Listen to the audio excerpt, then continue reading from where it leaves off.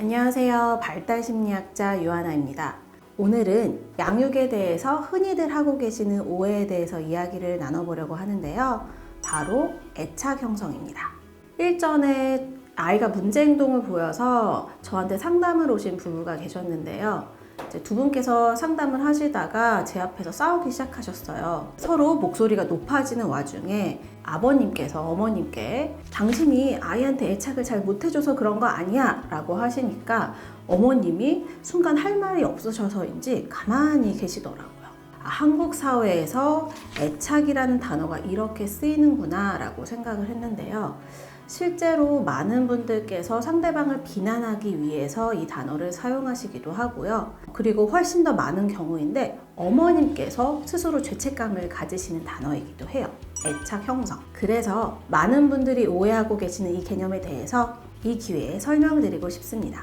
요즘에는 양육 관련해서 공부를 많이 하시기 때문에 다들 애착 형성이라는 말을 많이 들어보셨을 거예요. 제가 상담을 해보면 애착에 대해서 잘못된 방향성을 가지신 분들이 두 부류로 나뉘더라고요. 애착 형성에 관심이 없는 부모님들과 애착 형성에 대해서 과하게 걱정하시는 부모님들입니다. 어떤 부모님들은 본인 인생이 너무 중요하셔서 두 분 다 싱글 때와 크게 다르지 않게 사시는 분들이 실제로 있거든요. 그러면 제가 아이와 애착 형성에 좀 더 관심을 가지고 보셔야 할 것 같다라고 말씀을 드리는 분들도 있기는 있어요. 그런데 이와 반대죠.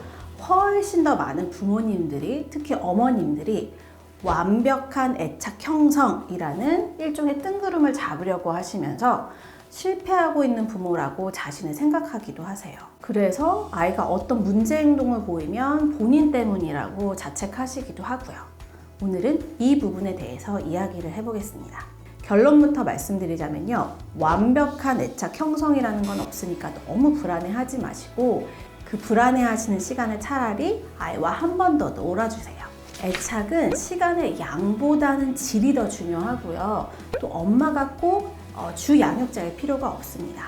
그리고 아이가 좀 더 크고 나서 아이의 모든 문제의 원인을 애착 형성으로 돌리면 오히려 부작용이 큽니다.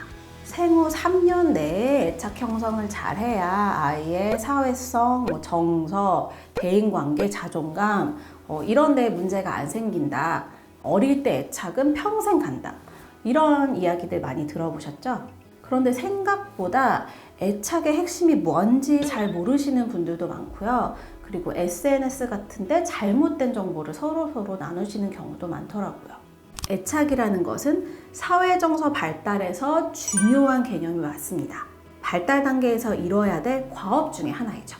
영아기에 형성하는 애착은 주 양육자와 맺는 인생에서 제일 처음 맺는 친밀한 대인관계예요. 애착을 연구하는 많은 학자들은 주 양육자와의 애착은 아이들이 이게 바로 친밀한 관계의 모습이구나, 관계는 이렇게 맺는 거구나 라는 일종의 대인관계의 틀을 만들어서 이걸 다른 친밀한 관계들, 예를 들어서 친구나 애인을 사귈 때나 배우자와 생활을 할 때나 자식을 낳아서 기를 때 적용을 시킨다고 해요. 어렸을 때 안정애착이 중요하다라는 말이 바로 이런 뜻이죠. 그런데 제가 느끼기에는 어릴 때 형성한 애착이 평생에 영향을 미친다라는 말 때문에 그런지 애착에 대해서 과하게 겁내시고 무서워하시고 또 애착 문제가 전혀 아닌데도 내가 애한테 잘못해줘서 애착에 문제가 생겼나 하고 걱정하시는 경우가 많아요. 특히 아이와 상대적으로 시간을 많이 못 보내신 워킹맘들 중에서 아이한테 조금만 문제가 생겨도 내가 애착 형성을 못 해줬구나 하면서 자신을 탓하고 죄책감을 가지시기도 합니다. 어느 정도로 애착에 대해서 걱정하고 오해하시냐면요. 예전에 애착 3종 세트라는 말까지 있었어요. 어머님들 사이에서 애착을 잘 형성하려면 자연분만을 해야 되고 모유수유를 해야 되고 3년간 가정보육을 해야 된다라는 말이 돌았는데 이 세 가지를 잘못하면 애착 형성에 문제가 생길 수 있다라는 얘기였죠. 이 정도로 정성을 쏟고 아이한테 올인을 해야 안정적인 애착을 형성할 수 있다는 이야기인데요. 연구에 의하면 이것들은 애착 형성의 핵심이 아닙니다. 안정적인 애착 형성과 관계가 없어요. 애착의 핵심은 바로 영아기에 양육자와 보내는 친밀한 시간, 그리고 그 시간 속에서 경험한 양육자의 민감하고 일관적인 반응입니다. 주 양육자와의 애착은 생후 1, 2년 사이에 점차적으로 생성이 되는데요. 우리가 사랑하는 아이들이 아기일 때 어떻게 돌봤는지 한번 생각을 해보세요. 아이가 배가 고픈지, 대소변을 보진 않았는지, 졸립지는 않은지, 춥지는 않은지 면밀하게 살펴보고 아이의 필요를 충족시키는 게 바로 양육자의 주된 일이죠. 아이가 울고 짜증내면 아이를 들어올려서 토닥토닥 거려주기도 하고 칭얼거리는 아이를 달래줍니다.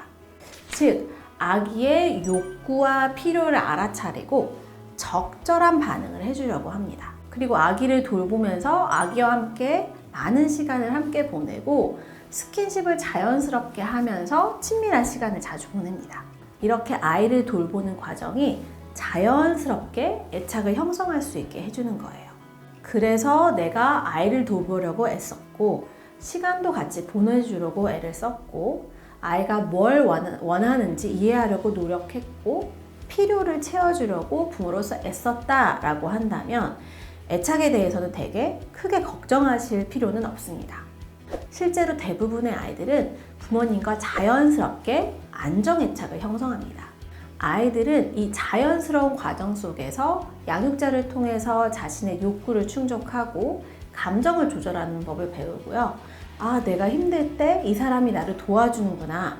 그렇다면 내가 세상을 좀 더 자신감 있게 탐구해봐도 되겠구나 하는 메시지를 얻게 됩니다. 그리고 실제로 뭔가 어려움이 생기면 애착 대상을 찾아서 위로를 받으려고 하고 위로를 받으면 다시 씩씩하게 놀기 시작하죠.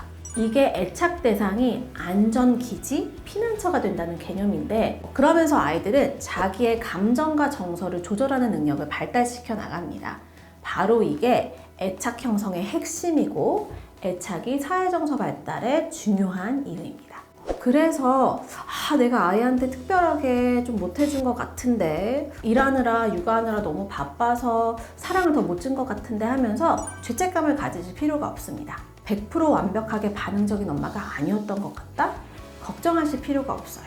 오히려 너무 완벽하게 반응하려고 하다 보면 너무 열정적으로 모든 거에 반응을 해서 아이가 혼자 세상을 탐구할 틈이 없게 되고 이렇게 양육자가 과한 자극이 되면 아이가 오히려 불안정 애착이라는 것을 형성하게 될 수도 있어요.